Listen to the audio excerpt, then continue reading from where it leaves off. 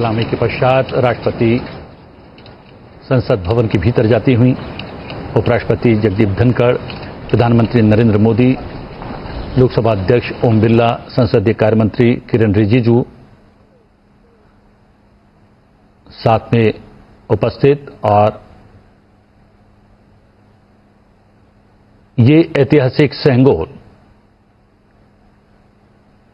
जी हां, पारंपरिक राजदंड सेंगोल की अगुवाई में निचले सदन यानी लोकसभा के कक्ष तक जाएंगी राष्ट्रपति द्रौपदी मुर्मू।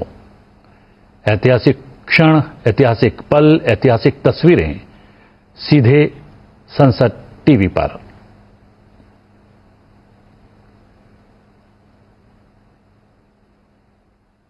जी हां, पारंपरिक राजदंड सेंगोल की अगुवाई में निचले सदन के कक्ष तक बढ़ती हुई राष्ट्रपति द्रौपदी मुर्मू, साथ में उपराष्ट्रपति जगदीप धनखड़, लोकसभा अध्यक्ष ओम बिरला, प्रधानमंत्री नरेंद्र मोदी, दोनों सदनों के महासचिव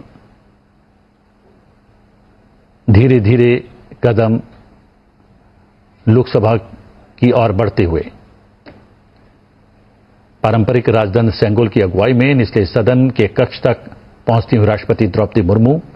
आप देख सकते हैं उपराष्ट्रपति, लोकसभा अध्यक्ष, प्रधानमंत्री, संसदीय कार्य मंत्री किरेन रिजिजू। महामहिम राष्ट्रपति जी,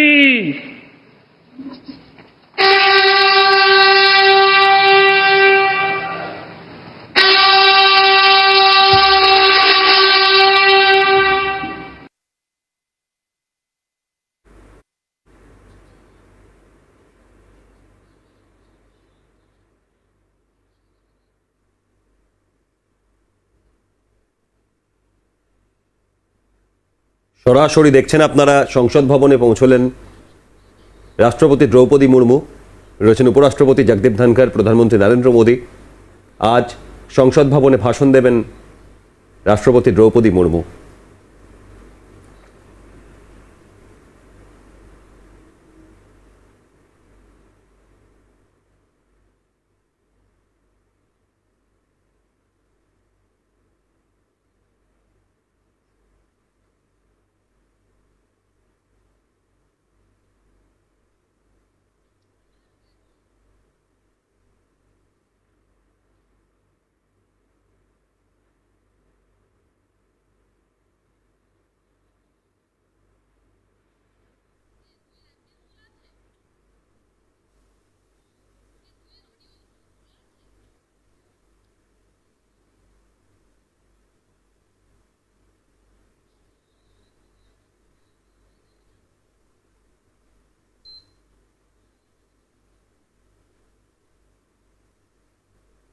সংসদে উপস্থিত আজ মল্লিকার্জুন খাড়গে, রাহুল গান্ধী, বিরোধী শিবিরের সাংসদরা।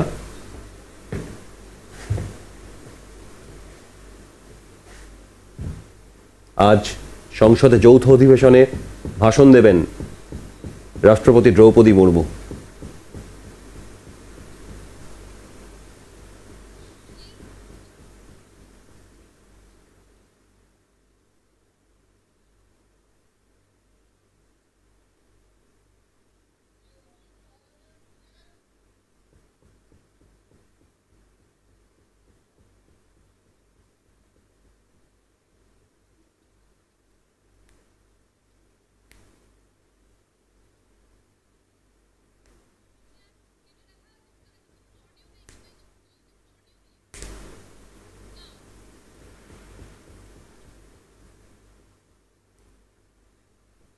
রাষ্ট্রপতি দ্রৌপদী মুর্মু, উপরাষ্ট্রপতি জগদীপ ধনখড় এবং লোকসভার অধ্যক্ষ ওম বিরলা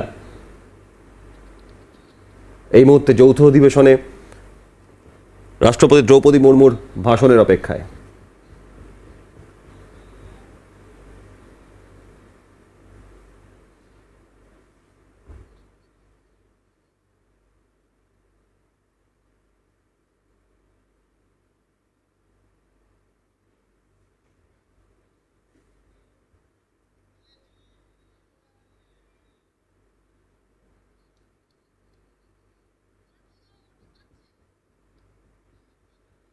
সংসদ ভবনে রাষ্ট্রপতি দ্রৌপদী মুর্মুর ভাষণ।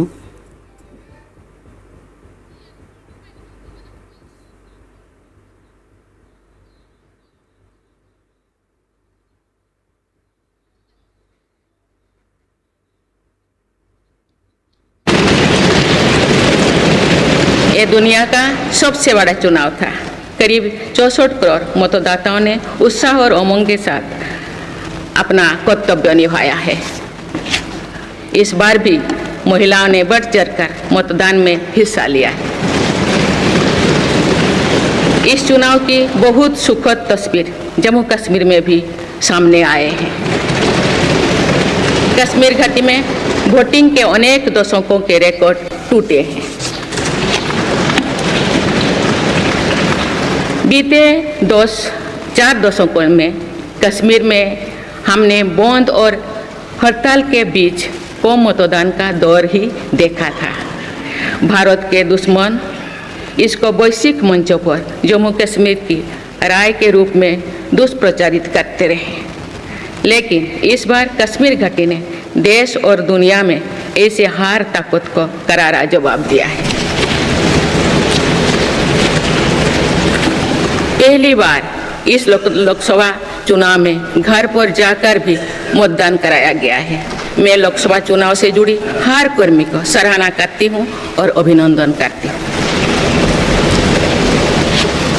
माननीय सदस्यगण, 2024 के लोकसभा चुनाव की चर्चा आज पूरी दुनिया में हो रही है।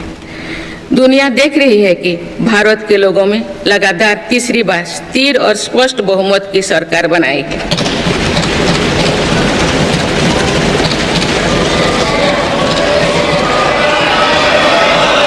छह दशक बाद ऐसा हुआ है।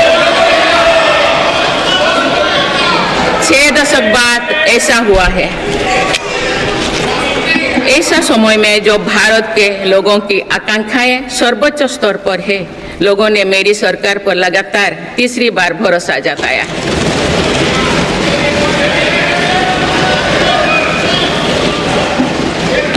भारत के लोगों को ये पूर्ण विश्वास है कि उनकी आकांक्षाएं सिर्फ मेरी सरकार ही पूरा कर सकती है।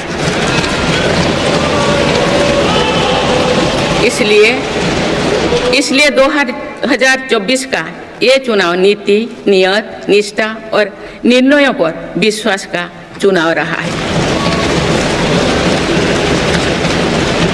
मजबूत और निर्णायक सरकार में विश्वास, सुशासन, स्थिरता और निरंतरता में विश्वास, ईमानदारी और कड़ी मेहनत में विश्वास, सुरक्षा और समृद्धि में विश्वास,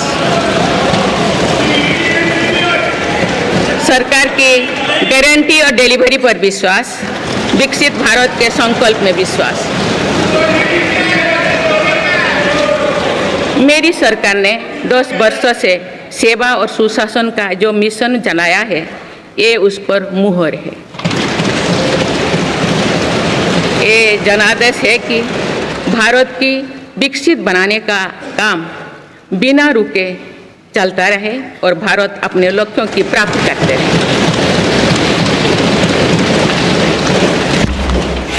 माननीय सदस्यगण, 18वीं लोकसभा कई मायनों में एक ऐतिहासिक लोकसभा है।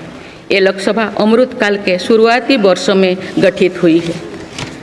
ये लोकसभा देश के संविधान को अपनाने के 75वें वर्षों की भी साक्षी बनेगी। मुझे विश्वास है कि इस लोकसभा में जन कल्याण के फसलों का नवीन अध्याय लिखा जाएगा।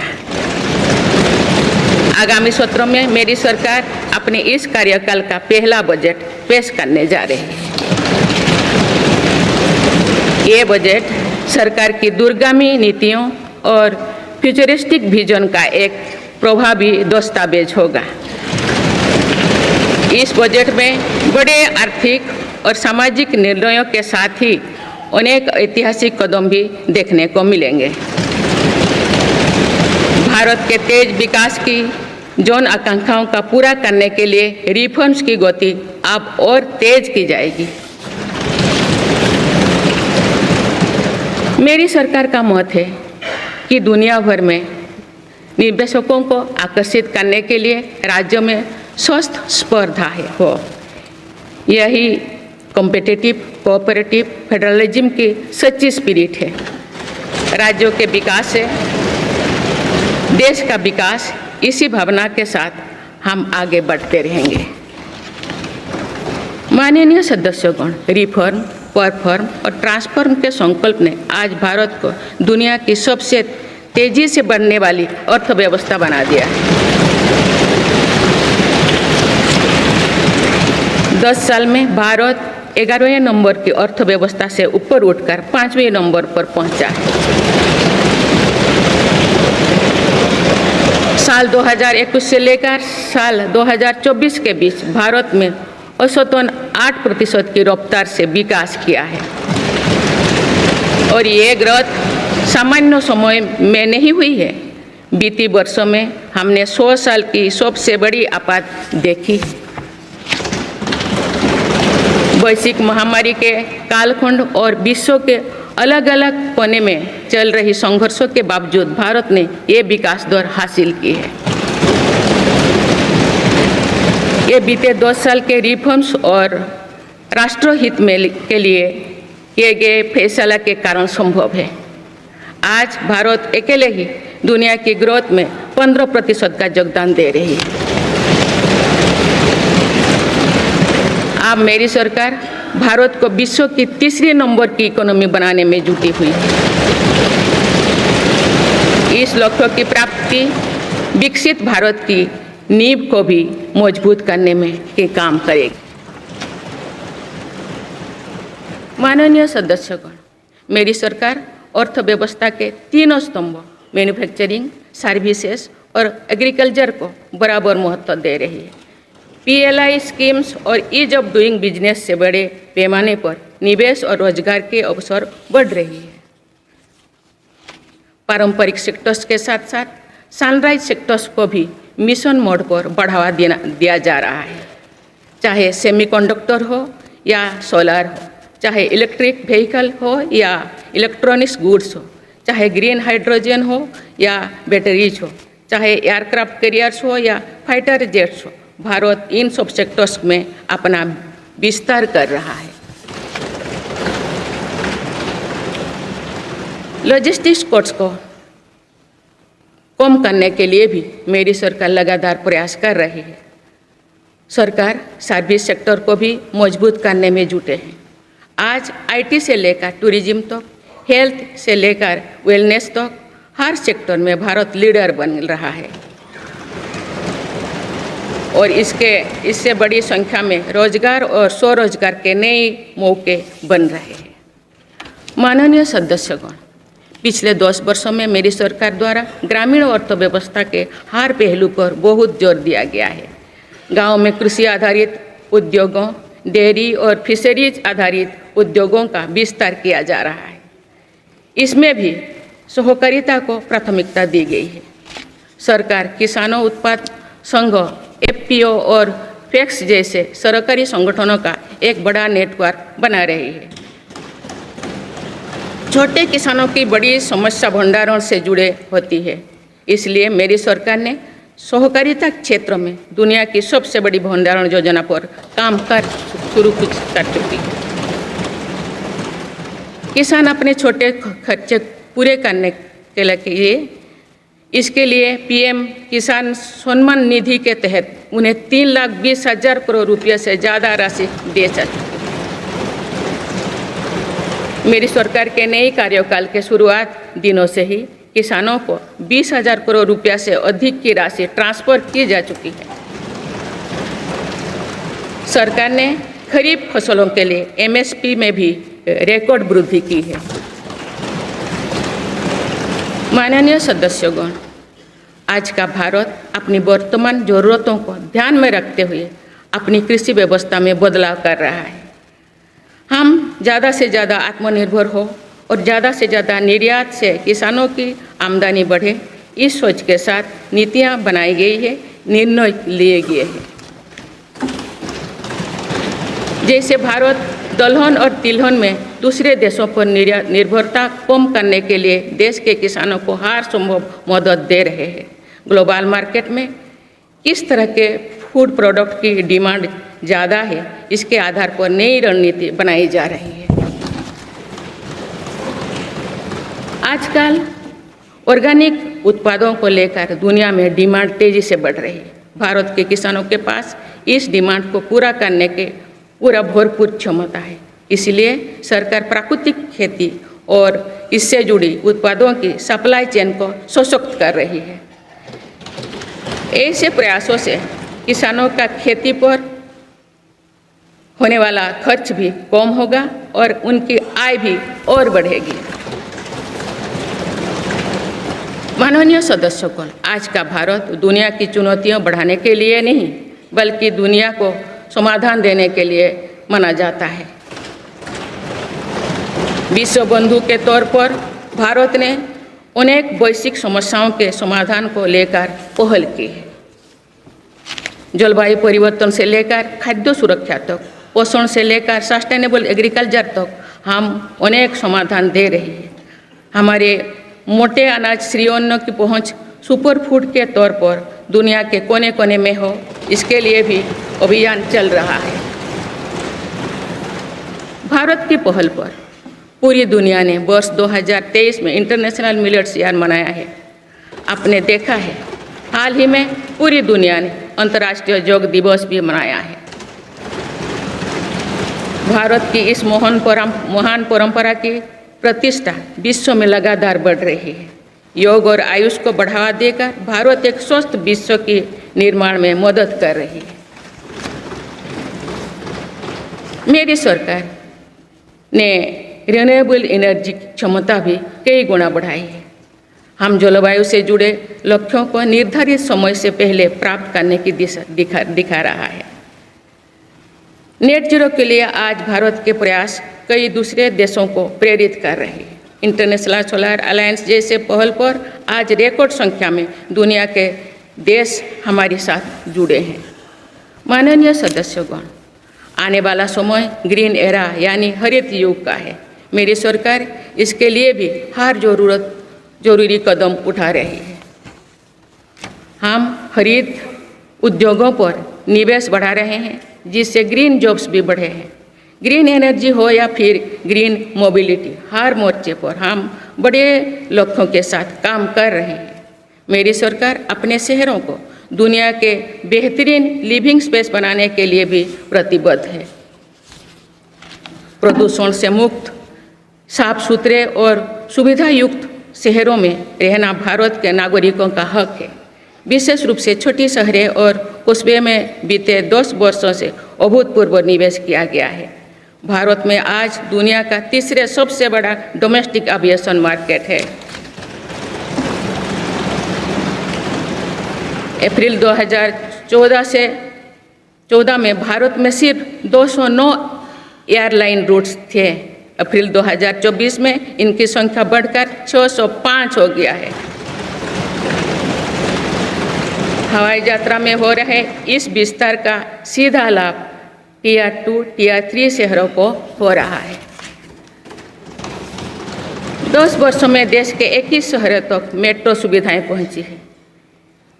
वंदे मेट्रो जैसे कई योजनाएं पर काम चल रही है। भारत का पब्लिक ट्रांसपोर्ट दुनिया में बेहतरीन हो, इस लक्ष्य के साथ मेरी सरकार काम कर रही है। माननीय सदस्यगण, मेरा सरकार इन आधुनिक मापदंड पर काम कर रही है जिससे भारत विकसित देश के सामने बराबरी से खड़े हो सके। इंफ्रास्ट्रक्चर का विकास इस दिशा में बदलते भारत की नई तस्वीर के रूप में उभारा है। मेरी सरकार ने 10 वर्षों में पीएम ग्रामीण सड़क योजना के तहत गांव में 3,80,000 किलोमीटर से ज़्यादा सड़कें बनाई। आज भारत में नेशनल हाईवेज और एक्सप्रेसवेज का जाल बिछ रहा है। नेशनल हाईवेज बनाने की गति में भी 2 गुनी से अधिक की वृद्धि हुई है। अहमदाबाद मुंबई के बीच हाई स्पीड रेल इकोसिस्टम का निर्माण कार्य भी तेजी से आगे बढ़ रहे हैं। मेरी सरकार ने उत्तर, दक्षिण और पूर्वी भारत के बुलेट ट्रेन कॉरिडोर्स के लिए फिजिबिलिटी स्टडीज शुरू करने का फैसला किया है। पहली बार देश में अंतर्देशीय जलमार्गों के विकास पर इतने व्यापक रूप से काम शुरू हुआ है। इसका बड़ा लाभ नॉर्थ ईस्ट को होगा। मेरी सरकार ने नॉर्थ ईस्ट के विकास के लिए 10 वर्षों में आवंटन में 4 गुना से अधिक की वृद्धि की है। सरकार इस क्षेत्र को एक्ट ईस्ट पॉलिसी के तहत स्ट्रेटेजिक गेटवेज बनाने के लिए काम कर रही है। नॉर्थ ईस्ट में हर तरह की कनेक्टिविटी का बढ़ाया जा रहा है। शिक्षा, स्वास्थ्य, पर्यटन, रोजगार, हर क्षेत्र में विकास कार्यों को आगे बढ़ाया जा रहा है। असम में 27,000 करोड़ रुपये की लागत से सेमीकंडक्टर प्लांट बनाया जा रहा है, यानी north east made in India chips को भी सेंटर होने वाला है। मेरी सरकार नॉर्थ ईस्ट में स्थायी शांति के लिए निरंतर काम कर रही है। पिछले इस 10 वर्षों में अनेक पुराने विवादों को हल किया गया, अनेक अहम समझौते हुई है। नॉर्थ ईस्ट में अशांत क्षेत्रों में तेज विकास करके चरणबद्ध तरीके से अफवाह हटाने का काम भी जारी है। देश के हर क्षेत्र में विकास के ये नए आयाम भारत के भविष्य का उद्घोष कर रहे हैं। माननीय सदस्य, वुमेन लेड डेवलपमेंट के लिए समर्पित मेरी सरकार ने महिला सशक्तिकरण के एक नई युग की शुरुआत की है। देश की नारी शक्ति लंबे समय तक लोकसभा और विधानसभा में अधिक भागीदारी की मांग कर रही थी। आप उनके पास नारी शक्ति बंधन अधिनियम की ताकत है। सरकार की योजनाओं की वजह से पिछले 1 दशक में महिलाओं का आर्थिक सामर्थ्य बढ़ा है। आप जानते हैं कि बीते 10 वर्षों में बने 4 करोड़ पीएम आवास में से ज़्यादातर महिलाओं के नाम ही आवंटित हुई है। आप तीसरी कार्यकाल के शुरुआत में ही सरकार ने 3 करोड़ नए घर बनाने की स्वीकृति दे दी है। इनमें से भी अधिकतर घर महिलाओं के नाम पर ही आवंटित होंगे। बीते 10 वर्षों में 10 करोड़ महिलाएं सेल्फ हेल्प ग्रुप्स से जुड़े हैं। मेरी सरकार ने 3 करोड़ महिलाओं को लखपति दीदी बनाने के लिए व्यापक अभियान चलाए हैं। इसके लिए सेल्फ हेल्प ग्रुप्स को आर्थिक मदद भी बढ़ाई जा रही है। सरकार का प्रयास है कि महिलाओं का कौशल बढ़े, कमाई के साधन बढ़े और उनका सम्मान भी बढ़े। नमो ड्रोन दीदी योजना इस लक्ष्य की पूर्ति में सहायक बन रही है। इस योजना के तहत हजारों सेल्फ हेल्प ग्रुप्स की महिलाओं को ड्रोन दिए जा रहे हैं। ड्रोन पायलट बनने की ट्रेनिंग भी दी जा रही है। मेरी सरकार ने हाल ही में कृषि खेती सखी कार्यक्रम भी शुरू किया है।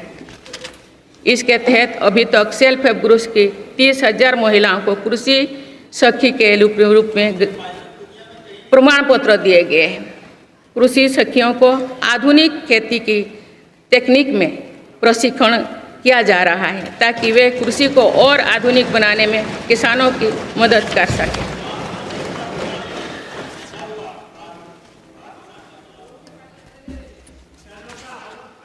माननीय सदस्यगण, मेरी सरकार का ये भी प्रयास है कि महिलाएं अधिक से अधिक बचत कर सकें। बैंक खातों में जमा राशि पर बेटियों को ज़्यादा ब्याज देने वाला सुकन्या समृद्धि योजना की लोकप्रियता से हम परिचित हैं। मुफ्त राशन और सस्ते गैस सिलेंडर की योजना से महिलाओं को बहुत लाभ हो रहा है। अब मेरी सरकार बिजली का बिल जीरो करने और बिजली बेचकर कमाई करने की योजना भी लाई है। पीएम सूर्यघर मुफ्त बिजली योजना के तहत घर की छत पर सोलर पैनल लगाए जा रहे हैं। इसके लिए मेरी सरकार प्रति परिवार 78,000 रुपया तक की मदद कर रही है। इतने कम समय में 1 करोड़ से ज़्यादा परिवार इन योजना में रजिस्टर कर चुके हैं। जिन घरों में सोलर पैनल लग चुके हैं, अब वहाँ बिजली का बिल जीरो हो गया है। माननीय सदस्यगण, विकसित भारत का निर्माण तभी संभव है जब देश के गरीब युवा, नारी शक्ति और किसान सशक्त होंगे। इसलिए मेरी सरकार की योजनाओं में सर्वोच्च प्राथमिकता इन्हीं 4 स्तंभों को दी जा रही है। हमारी कोशिश इन तो हर सरकारी योजना का लाभ पहुंचाने की है और यही सैचुरेशन को की अप्रोच भी है। जो भारत इस इच्छा शक्ति के साथ काम कर रही है कि सरकारी योजना से एक भी व्यक्ति छूटे नहीं, तो इसका लाभ सभी को होता है। सरकार की योजनाओं एवं सैचुरेशन अप्रोच के कारण ही 10 वर्षों में 25 करोड़ भारतीय गरीबी से बाहर निकले हैं। इसमें अनुसूचित जाति, अनुसूचित जनजाति, पिछले वर्ग, हर समाज, हर क्षेत्र के परिवार है। 10 वर्षों में लास्ट माइल डिलीवरी पर फोकस ने इन वर्गों का जीवन बदल दिया है। विशेषकर आदिवासी समाज में ये बदलाव और भी स्पष्ट नजर आ रहा है।